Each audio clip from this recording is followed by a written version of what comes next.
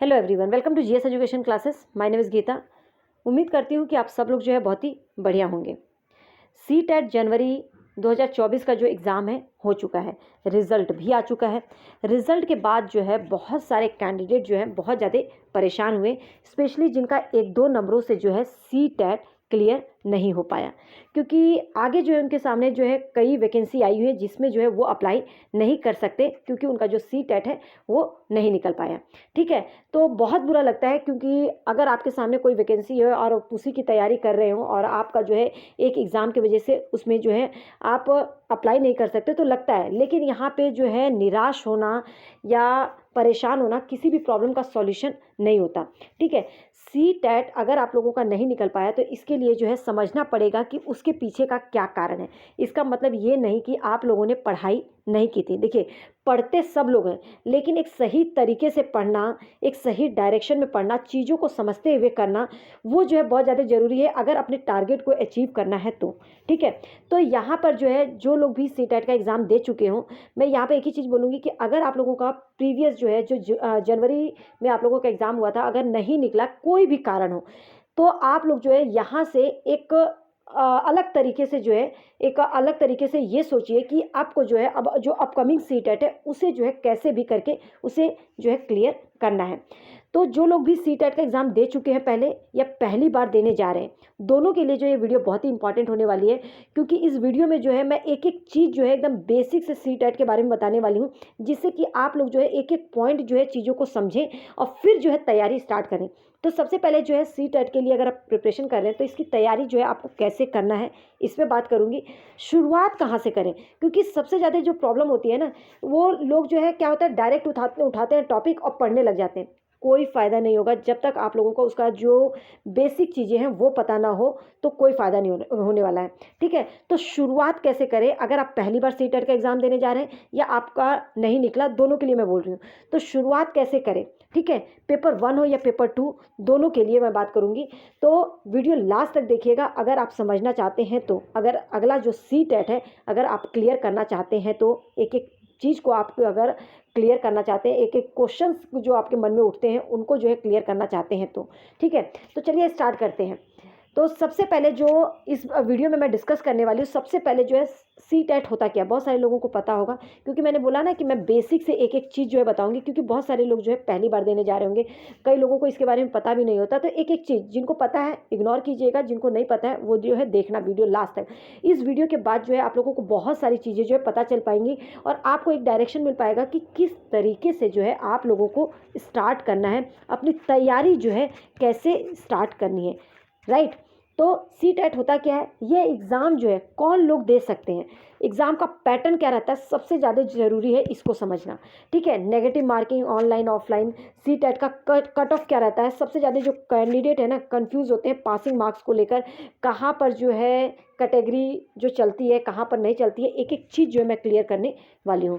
ठीक है, तो अगर वीडियो पसंद आए, लगता है इन्फॉर्मेटिव, तो please hit like button and channel पे नए हैं तो चैनल को सब्सक्राइब कर सकते हैं। अगर सीटेट के रिगार्डिंग हमेशा टाइम टू टाइम अपडेट रहना चाहते हैं या सीटेट की एकदम बेसिक से तैयारी करना चाहते हैं, एक एक कॉन्सेप्ट को क्लियर करना चाहते हैं, या सीटेट के रिगार्डिंग टिप्स एंड ट्रिक्स की ज़रूरत है, या आप लोगों को एक गाइडेंस की ज़रूरत है, तो ज़रूर जो है अगर आप सेल्फ स्टडी कर रहे हैं तो यहाँ से आप लोगों को एक हेल्प ज़रूर मिलेगी।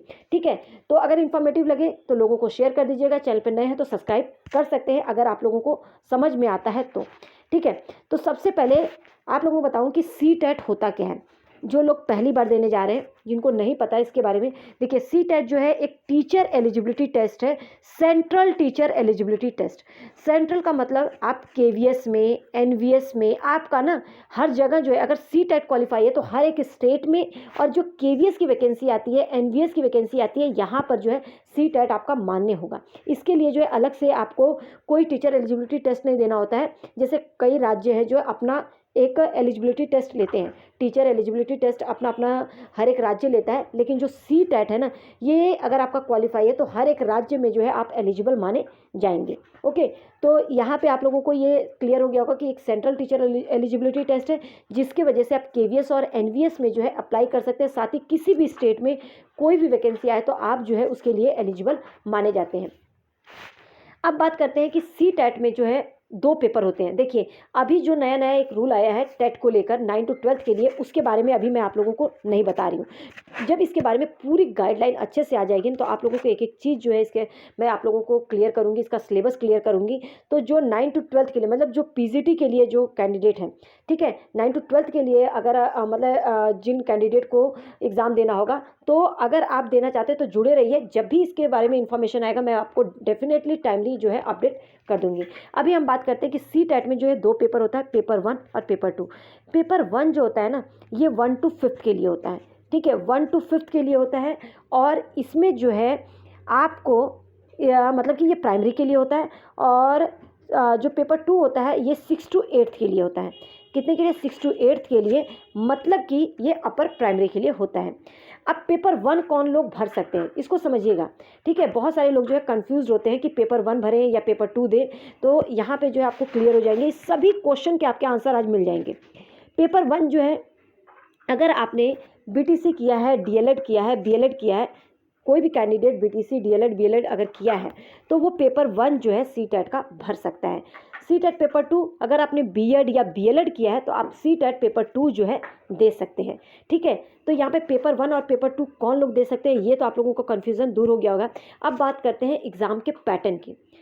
सबसे पहले जो आप लोगों को ना शुरुआत जो करनी है वो कहाँ से करनी है, वो यहीं से कि समझना होगा कि कितने सब्जेक्ट होते हैं और हर सब्जेक्ट कितने कितने मार्क्स के आते हैं, मतलब कितने क्वेश्चंस होते हैं और कितने मार्क्स के आते हैं, ठीक है। तो सबसे पहले बताऊंगी, अगर मैं पेपर 1 की बात करती हूँ तो इसमें जो है आपके 5 सब्जेक्ट होते हैं। सीडीपी जिसमें कि 30 क्वेश्चंस होते हैं और ये 30 मार्क्स के, मतलब हर क्वेश्चन जो है 1 मार्क्स का होता है, राइट। हर क्वेश्चन 1 मार्क्स का होता है और 1 मिनट में जो है आप लोगों को 1 मिनट जो है इसके लिए मिलता है। मैथ्स में भी 30 क्वेश्चंस होंगे 30 मार्क्स का, ईवीएस में भी 30 क्वेश्चंस होंगे 30 मार्क्स का, लैंग्वेज 1 भी 30 क्वेश्चंस होंगे 30 मार्क्स के, लैंग्वेज 2 भी 30 क्वेश्चन 30 मार्क्स के। टोटल जो है 150 क्वेश्चंस होते हैं और 150 मार्क्स के 150 मिनट मिलते हैं। कहने का मतलब है आप लोगों को जो है पूरे के पूरे 2.5 घंटे जो है इसके लिए टाइमिंग मिलता है, ठीक है। बात करते हैं नेगेटिव मार्किंग की, तो इस एग्ज़ाम में कोई भी नेगेटिव मार्किंग नहीं होती है, याद रखिएगा, कोई नेगेटिव मार्किंग नहीं है। कुछ टाइम पहले जो है ये ऑनलाइन पेपर होता था, लेकिन अब जो है आप लोगों का 2 बार से जो है ये क्या हो रहा है, ऑफलाइन पेपर कंडक्ट किया जा रहा है। तो ये पेपर जो है अब ऑफलाइन दोबारा से स्टार्ट हो चुका है, ठीक है। यही कारण है कि आपका साल में जो है फिर से 2 बार स्टार्ट हो चुका है, क्योंकि ऑनलाइन जब होता था तो एक ही बार हो पाता था, ठीक है। तो यहाँ पर जो है आप लोगों को ये चीज़ तो क्लियर हो गई होगी कि आपके कितने 150 क्वेश्चंस आते हैं, 150 मार्क्स का होता है, 150 मिनट मिलते हैं, मतलब कि 2.5 घंटे मिलते हैं आप लोगों को, और नेगेटिव मार्किंग कोई भी नहीं होती। पेपर 1 के लिए बता रही हूँ। अब मैं ये भी बताऊंगी कि आपको कैसे पढ़ना है इसको, ठीक है, इसको भी समझेंगे। अभी तो मैं एग्ज़ाम का पैटर्न आप लोगों को बता रही हूँ, लेकिन ये भी बताऊंगी कि आपको इसको शुरुआत कैसे करनी है, एक एक चीज़ जो है आप लोगों को क्लियर होगा। देखिए पेपर 2 की बात करें तो इसमें भी सेम सीडीपी होता है। पेपर 2 में जो पेपर 2 वाले कैंडिडेट है, अगर मैथ साइंस है तो मैथ साइंस फिल करेंगे, एसएसटी वाले हैं तो एसएसटी फिल करेंगे, लैंग्वेज 1 लैंग्वेज 2, मतलब सीडीपी जो है ना आपका दोनों पेपर में देखने को मिलता है। लैंग्वेज 1 और लैंग्वेज 2 जो है ये दोनों पेपर में देखने को मिलता है, ठीक है। तो सीडीपी के लिए जो है मैं खुद जो है आप लोगों को बताती हूँ कि कौन कौन से टॉपिक है जो बहुत ज़्यादा इंपॉर्टेंट है, जिससे क्वेश्चन हमेशा आते ही आते हैं। उन टॉपिक को आपको कवर करना बहुत ज़्यादा ज़रूरी है। प्लस पैडागोजी को किस तरीके से सॉल्व करना है, ये भी चीज़ें मैंने जो है प्रीवियस टाइम में बताया है, और इससे जो है लोगों को हेल्प भी हुई है, ठीक है, हेल्प भी मिली है। क्योंकि अगर आप लोग ना एक तरीका सीख जाते हैं कि पैडागोजी को सॉल्व कैसे करना है, तब जो है आप जो है बहुत ही आसानी से 10 to 15 मार्क्स जो है बहुत ही आसानी से ले सकते हैं। तो पहले हम बात कर लेते हैं। देखिए सीडीपी भी जो है इसमें 30 क्वेश्चंस आता है 30 मार्क्स का। मैथ साइंस जो है आपका 60 मार्क्स का रहता है। जो मैथ साइंस लेंगे उनका एसएसटी नहीं रहेगा, जो एसएसटी रहेगा मैथ साइंस रहे, ठीक है। मतलब पेपर 2 आपका या तो मैथ साइंस हो सकता है या एसएसटी। तो 60 मार्क्स के 60 क्वेश्चन इसमें भी होते हैं 60 मार्क्स के।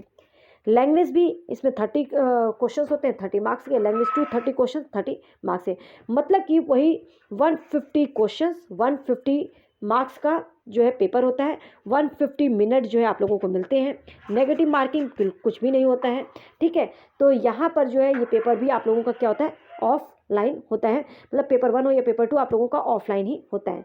यहाँ पे ये चीज़ तो आप लोगों को क्लियर हो गई। अब आपको शुरुआत कैसे करना है, पढ़ना कैसे, ये तो मैंने एग्जाम का पैटर्न बता दिया है, आपको पढ़ना कैसे है। देखिए, अगर मैं CDP की बात करूँ जो दोनों पेपर में आती है, ठीक है, अब इसमें जो है 30 क्वेश्चंस होते हैं, लेकिन 30 क्वेश्चन जो है पूरा का पूरा जो है चाइल्ड डेवलपमेंट से नहीं आता है, चाइल्ड डेवलपमेंट प्लस पेडागॉजी, ठीक है, याद रखिएगा। चाइल्ड डेवलपमेंट से जो है आपका 15 क्वेश्चंस आते हैं, और इस 15 क्वेश्चन में भी कुछ ऐसे टॉपिक हैं जो कि मैं आप लोगों को जब सिलेबस आप लोगों के साथ ना, आप बस जुड़े रहिए, सपोर्ट करते रहिए, डेफिनेटली आप लोगों को एक एक चीज़ जो है मैं बेसिक से एक एक चीज़ जो है CTET के बारे में बताऊंगी, आपको बताऊंगी इसका सिलेबस। अगला जो है मैं इसका सिलेबस डिस्कस करने वाली हूँ, तो वो वीडियो जरूर देखिएगा, जिसमें मैं बताऊँगी कि कुछ टॉपिक ऐसे हैं जो कि हमेशा रिपीट होते हैं, ठीक है, हमेशा रिपीट होते हैं, और उन टॉपिक से हमेशा क्वेश्चंस आते हैं। अगर आपको सिलेबस नहीं पता चलेगा ना, तब आप जो है कुछ भी सही से नहीं कर पाएंगे। किसी भी चीज़ के लिए पहले सिलेबस का पता होना बहुत ज़्यादा ज़रूरी है, ताकि आप हर एक टॉपिक जो है अपने कॉन्सेप्ट को जो है अच्छे से क्लियर कर सकें। तो CDP जो है इसमें 15 मार्क्स का जो है आपका चाइल्ड डेवलपमेंट से आता है, 5 मार्क्स जो है आप लोगों का समावेशी शिक्षा होती है, समावेशी शिक्षा से आता है, ठीक है। समावेशी शिक्षा क्या है, मतलब जिसमें विशिष्ट बालक और सामान्य बालक को एक साथ लाके एक ही कक्षा में पढ़ाना, ठीक है। किसी तरह से जो है कोई हास्याकृत बालक है, या कोई मतलब किसी भी तरीके से उसमें कोई विशिष्टता है, या उसे किसी भी तरीके से वैसे वंचित किया गया है, तो उसको किस तरीके से उसका समावेशन करना, इस पे जो है 5 क्वेश्चंस आते हैं, प्लस 10 मार्क्स जो है पेडागॉजी का। तो जो CDP है ना, इसमें 15 मार्क्स चाइल्ड डेवलपमेंट से, 5 मार्क्स जो है समावेशी शिक्षा और 10 पेडागॉजी। और आप लोगों को मैं बताऊं कि अगर आप ये 5 + 10 15 मार्क्स जो है ना, बहुत ही आसान है, अगर आप इसको जो है अच्छे तरीके से अगर पढ़ें तो। इसमें आप अगर आप पेडागॉजी को किस तरीके से सॉल्व करना है, इसका तरीका सीखना चाहते हैं ना, तो ज़रूर जुड़िएगा, आपको ज़रूर यहाँ से जो है एक हेल्प मिलेगी। अगर आप सेल्फ स्टडी कर रहे हैं, तो आपके सेल्फ स्टडी में एक आपको गाइडेंस मिल पाएगा कि आपको किस तरीके से जो है आगे बढ़ना है, किस तरीके से पढ़ना है, ठीक है। तो CDP का जो है ये पैटर्न है। मैथ्स की अगर बात करूँ तो इसमें भी आप लोगों का 15 मार्क्स जो है कॉन्सेप्ट से आता है। कंटेंट जो मेन कंटेंट है, जिसको कि आपको मैथ्स और EVS के लिए कैसे पढ़ना है, इसके लिए जो है NCERT 6 और इसमें NCERT कहाँ से, 3rd to 5th क्लास की, 3rd to 5th क्लास की NCERT एकदम बेसिक से एक एक चीज़ जो है आप लोगों को पढ़ना है। मैंने खुद भी पढ़ाया, इस पे पूरे क्वेश्चंस भी करवाए हैं, टॉपिक वाइज भी करवाए। अगर आप लोगों ने नहीं देखा तो वीडियो, अगर चैनल पे नए हैं तो वो वीडियो जरूर देखिएगा, आपको जरूर जो है इससे हेल्प मिलेगी, ठीक है। और मैं और भी करवाऊंगी इससे रिलेटेड, आप लोगों को क्वेश्चंस की प्रैक्टिस करवाऊंगी। सबसे पहले कॉन्सेप्ट क्लियर करूंगी, ठीक है। तो मैथ्स और EVS ये भी आपको 30 क्वेश्चन आते हैं, 30 मार्क्स के होते हैं। इसके अंदर जो है 15 मार्क्स जो है आपका कंटेंट होता है, 15 मार्क्स की जो है पेडागॉजी होती है, ठीक है। 15 मार्क्स का जो है तो आपका NCERT से आता है, और 15 मार्क्स आपका पेडागॉजिकल होता है। पेडागॉजिकल मतलब कि आपको एज अ टीचर बच्चे के साथ जो है किस तरीके से डील करना है, ठीक है। और लैंग्वेज की अगर बात करूँ तो लैंग्वेज भी सेम वही 30 मार्क्स के 30 क्वेश्चंस होते हैं। इसमें भी 15 मार्क्स में जो है आप लोगों का पैराग्राफ आ जाता है, चाहे कोई भी लैंग्वेज हो। 15 मार्क्स से 2 पैराग्राफ आते हैं, जिसके अंदर जो है आपका एक काव्यांश होता है, एक गद्यांश होता है, मतलब कि आपका अनसीन पैसेज जो है 2 आता है, एक पोएम से आती है, और एक जो है आप लोगों का नॉर्मल पैराग्राफ से आता है। तो और 2 जो है आप इसके अंदर 15 मार्क्स की जो है पेडागॉजी आती है, जो कि बहुत ज़्यादा मतलब अगर प्रैक्टिस करें तो बहुत ही आसानी से इसे स्कोर कर सकते हैं, ठीक है। तो 15 मार्क्स का जो है पैराग्राफ आता है, 15 मार्क्स की पेडागॉजी, दोनों ही लैंग्वेज में। तो ये तो क्लियर हो गया होगा, ये पेपर 1 के लिए था। पेपर 2 की अगर मैं बात करूँ तो सेम वही CDP में 15 मार्क्स का जो है CD आती है, मतलब चाइल्ड डेवलपमेंट, 5 मार्क्स का आपका समावेशी शिक्षा, 10 मार्क्स की आपकी क्या आती है, पेडागॉजी, ठीक है। और ये 15 मार्क्स कितना आसानी से ले सकते हैं, बस आप जुड़े रहिए, आपको मैं बताऊंगी किस तरीके से लेना है। और इस पे जो है मैं आप लोगों को एक एक चीज़ जो है कॉन्सेप्ट, पूरा CDP का जो है पूरा पेपर जो है मैं मतलब कि पूरा टॉपिक जो है जो मैं सिलेबस दूंगी उसको पूरा जो है मैं करवाऊंगी। लेकिन उसके लिए जो है ज़रूरी है कि आपको मैं जिस तरीके से बोलूँगी उस तरीके से पढ़ें, तभी क्लियर होगा। नहीं तो ऐसे अगर आप जो है हवा में तीर लगाएंगे, सोचेंगे निशाने पर लग जाए, तो कुछ भी नहीं होने वाला है। जो मैथ साइंस वाले बच्चे हैं, सेम इसके लिए जो है आप लोगों को कहीं से कुछ भी नहीं पढ़ना है। याद रखिएगा NCERT की बुक जो है मेन है, 6 to 8th की NCERT एकदम अच्छे से पढ़िए, चाहे मैथ्स हो या SST हो। SST वालों के लिए जो है मैं खुद 6 to 8th की NCERT कराऊंगी। और जो बच्चे अभी पहली बार देख रहे हैं, आप लोगों को बता दूं कि क्लास 6 की, क्लास 6th की जो ज्योग्राफी है और 7th क्लास की ज्योग्राफी पूरी कंप्लीट हो चुकी है। तो आप जो है ये इंतज़ार मत कीजिए कि नोटिफिकेशन आएगा तब आप लोग पढ़ना स्टार्ट करेंगे। इसे जो है अभी से पढ़ना स्टार्ट कर दीजिए। और आप लोगों को इसका जो PDF है ना, इसका नोट्स जो है वो मैंने टेलीग्राम पे शेयर किया हुआ है, तो वहाँ पे जुड़कर जो है आप इसके नोट्स ले सकते हैं। चैप्टर वाइज जो है आपको वीडियो मिल जाएंगी। आप जब प्लेलिस्ट में जाएंगे तो वहाँ पे NCERT geography class 6th 7th 8th के नाम से, ठीक है, एक प्लेलिस्ट बनी हुई है NCERT geography class 6th 7th 8th, class 6 7th 8th के नाम से एक प्लेलिस्ट बनी हुई है। वहाँ पे जो है जाके आप जो है तो एक एक चैप्टर की जो है वीडियो देख सकते हैं। उसके जो नोट्स है PDF है वो टेलीग्राम पे मिल जाएंगे, ठीक है। याद रखिएगा कोई भी सेक्शन हो, अब 15 मार्क्स का इसमें भी सेम, मैथ्स में 15 मार्क्स की आपके NCERT आती है, 15 मार्क्स का जो पेडागोजिकल सेक्शन होता है। SST में अगर मैं बात करूँ तो 40 मार्क्स की जो है आपकी NCERT आती है और 20 मार्क्स का जो है आपका क्या आता है, पेडागोजी आती है। लैंग्वेज 1 लैंग्वेज 2 सेम वैसे ही पेपर 1 में जैसे था। तो यहाँ पे 150 क्वेश्चंस होते हैं, 150 मार्क्स के, 150 मिनट्स के, मतलब 150 मिनट्स मिलते हैं आपको, 2.5 घंटे मिलते हैं। तो इसमें जो है आप लोगों को पूरा पेपर करना होता है। अब यहाँ पे जो है आपको ये सब चीज़ें क्लियर हो गई होंगी। अब बहुत सारे कैंडिडेट जो है ना कंफ्यूज होते हैं कि उनका CTET जो है वो क्लियर है या नहीं है। तो देखिए जो CTET क्लियर करने की बात है ना, तो NCERT जो आपका जो CTET है, ठीक है, वो जो है 60% पे जो है क्या मानता है, मतलब TET परीक्षा में 60% या उससे अधिक अंक प्राप्त करने वाले व्यक्ति को TET पास माना जाएगा, ठीक है। NCTE के द्वारा जो गाइडलाइन आई है, ठीक है, उसके नोटिफिकेशन के अकॉर्डिंग 60% और more in the TET exam will be considered as a TET pass. मतलब अगर आपको 60% आया, 60% का मतलब क्या होता है, 90 मार्क्स। तो इसे जो टेट जो है, मतलब जो CTET है, CTET वो जो है इसे क्लियर मानता है NCTE के अकॉर्डिंग, ठीक है। तो 90 मार्क्स जो है आप लोगों का एक तरह से सेफ स्कोर है, ठीक है।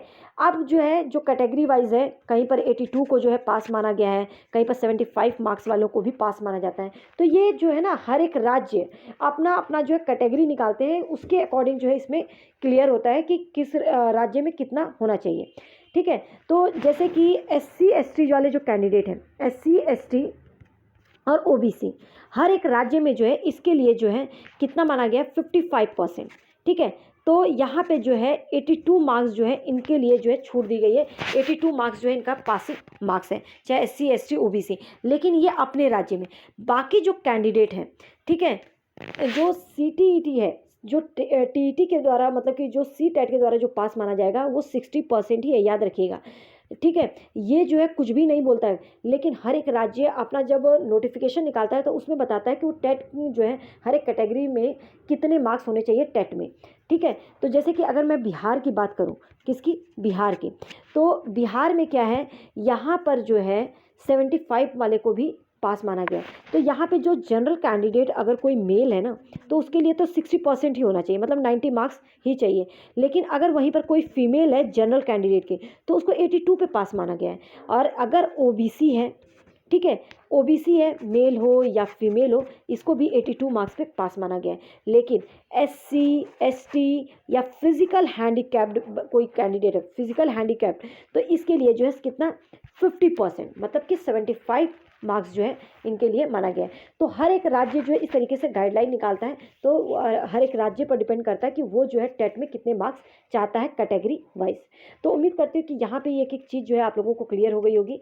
और अगर क्लियर हो गया है, लगता है वीडियो इन्फॉर्मेटिव है, चीज़ें आप लोगों को जो आपके मन में क्वेश्चन थे वो सॉल्व हो गए, तो हिट लाइक बटन एंड लोगों के साथ ज़रूर शेयर कीजिएगा, ताकि लोगों को जो है अगर CTET उनका पिछली बार वाला जो है नहीं निकल पाया, तो अपकमिंग जो CTET है उसमें किस तरीके से जो है उन्हें तैयारी करना है, कैसे स्टार्ट करना है, तो वो जो है उनको एक जो है डायरेक्शन मिल पाए। ये जो है मेरी पहली वीडियो इस पर थी, एक एक चीज़ जिसमें मैंने क्लियर किया। अगली वीडियो जो है आप लोगों को सिलेबस पर आएगी, जिसे जो है देखना बहुत ज़्यादा ज़रूरी है, क्योंकि जब तक सिलेबस नहीं पता होगा तब तक जो है आप एक पढ़ाई जो है सही तरीके से स्टार्ट नहीं कर पाएंगे। तो उससे जो है आप लोगों को बहुत सारी चीज़ें जो है पता चलेंगी। तो उम्मीद करती हूँ कि ये वीडियो बहुत ही इन्फॉर्मेटिव रही होगी। लोगों के साथ शेयर जरूर कीजिएगा। कीप सपोर्ट, आप लोगों को यहाँ से डेफिनेटली एक जो है एक अच्छा मटेरियल मिलेगा। आप लोगों को जहाँ पे गाइडेंस की ज़रूरत होगी मैं ज़रूर जो है आप लोगों को गाइड करूँगी। और उम्मीद करती हूँ कि आप लोग जो है अब अच्छे से एक सही तरीके से एक सही डायरेक्शन में स्टार्ट कर पाएंगे। All the best.